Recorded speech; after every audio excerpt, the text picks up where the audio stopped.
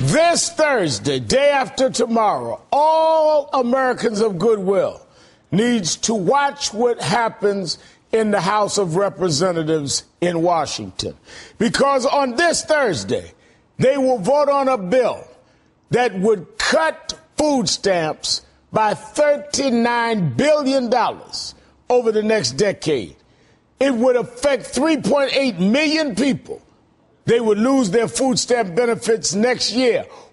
About 1 in 7 Americans, included in that is 17 million children. That's the amount of children that rely on the SNAP benefits to keep themselves fed.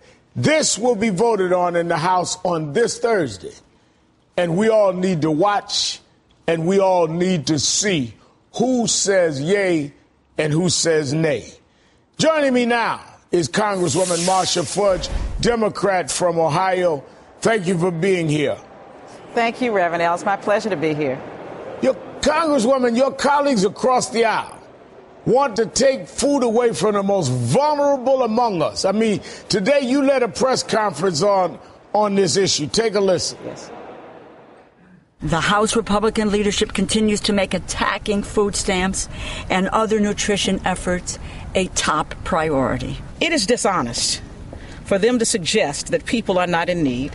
It is dishonest to say to them that people want a handout. The Republicans are coming forward with a bill to punish poor people. It was just cooked up in the majority leader's office as some sort of Heritage Foundation fever dream. I don't understand why we are even taking up a bill that so undermines who we are as a nation.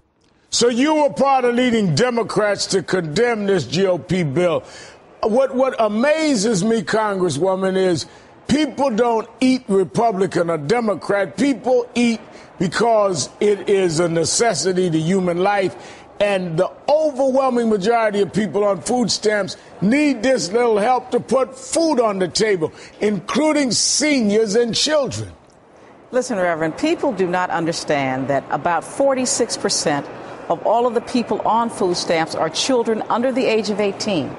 Another 16% are senior citizens. So you have the bulk of the people who are getting food stamps are either children, the seniors, and then you have to add in the disabled. So they're talking about a very small number of people in this Cantor bill who they want to attack. They not only want to cut $40 billion from food stamps, they want to say that every person who is an ex-felon can never receive food stamps. They want to say that every person that receives food stamps should be drug tested. This bill is really designed to kill the Farm Bill. This is the Cantor bill, and they want to kill the Farm Bill. There is no rational reason for them attacking poor people and children the way they have. And the other thing that they have not said, Reverend, is that, when we had the Recovery Act, there was an additional billions of dollars put into food stamps. Now, that is going to expire.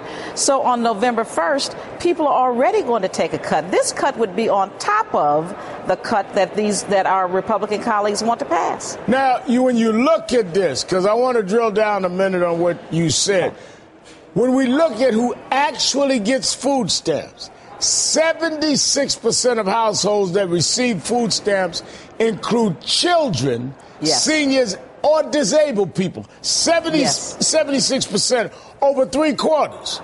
In households where an adult is able to work, 58% of them work while they're receiving food stamps.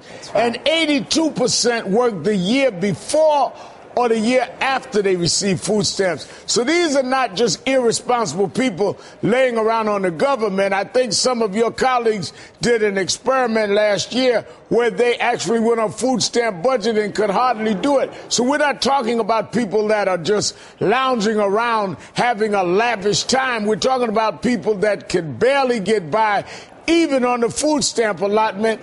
And we're talking about taking that from them. Listen, Reverend, I was one of the people who took the food stamp challenge. It was the worst and most unhealthy eating week I've ever had in my life. Additionally, I think that people sometimes forget as well, there's one group of people we never talk about, veterans. We know how many unemployed veterans we have in this country. On any given day, almost 13% of all of our veterans are homeless, which means that they are hungry. Wow. These are people who not only just want help, they deserve it. And this country needs to step up and do what is right for our people.